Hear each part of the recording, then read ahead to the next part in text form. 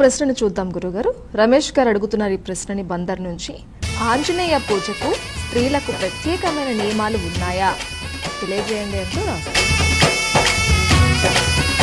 మొల్ల రామాయణంలో ఆంజనేయ స్వామి వారు సీతాదేవిని చూచి, అమ్మా మీరు నా భుజం పైన కూర్చున్నట్లయితే తెల్లవారేసరికి స్వామి సన్నిధానంలో నిన్ను నిలబెట్టగలుగుతాను.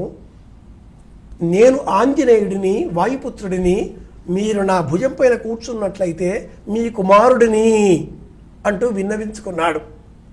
సీతాదేవి అంటుంది, నీవు పరపురుషుడివి, నాకు కుమారుడితో సమానం, కన్న కొడుకు కంటే కూడా ఎక్కువ, కూర్చోడానికి నాకు ఏ అభ్యంతరము లేదు. కానీ ఎవరూ లేనప్పుడు ఆ రావణుడు తీసుకువచ్చాడు. ఎవరూ లేనప్పుడు నీవు రాముడి పలుపున తీసుకువెళితే, అంటే రాముడు తీసుకువెళ్ళినట్టుగా భావన చేస్తే రాముడికి తేడా లేకుండా పోతుంది కదా.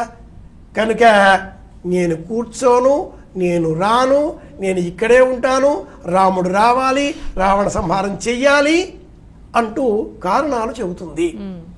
ఈ సందర్భాలను, ఇలాంటి వర్ణనలను పురస్కరించుకొని మహిళలు ఆంజనేయ స్వామి వివాహం కాలేదు కాబట్టి, ఆయన బ్రహ్మచారి కాబట్టి అనేటటువంటి పేర్లతో ఆంజనేయ స్వామి వారి సేవకు మహిళలను దూరంగా ఉంచారు. కొంతమంది తెలియని వారు.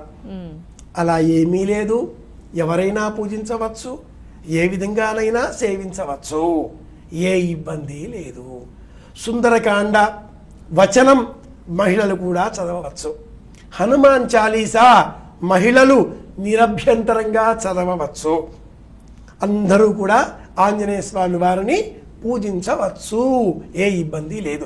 లంకా నగరంలో రక్షణగా ఉన్నటువంటి లంకా నామ రాక్షసిని హనుమ ముష్టిఘాతంతో తరిమివేశాడు. సింహిక, సురస, నాగమాత ఇలాంటి స్త్రీ సంబంధిత పాత్రలతో ఉన్న మమేక్య భావాలు, తార, మండోదరి ఇలాంటి సందర్భాలు, మహిళలను సుందరకాండ సమయంలో ఆ ఘట్టాలలో ఆంజనేయ స్వామి వారు చూచి, నేను బ్రహ్మచారిని, చూడకూడదా, చూడని ఎడల సీతాదేవిని గుర్తించడం ఎలా, ఇలా ఆందోళన పడినటువంటి ఘట్టాలు 13వ సర్గ ఇలాంటి సందర్భాలు పురస్కరించుకొని లోకంలో ఒక అభిప్రాయం పెరిగింది. అంతేకాని నిజంగా ధార్మికంగా ఏ రకమైన అడ్డంకులు లేవు, అందరూ పూజించ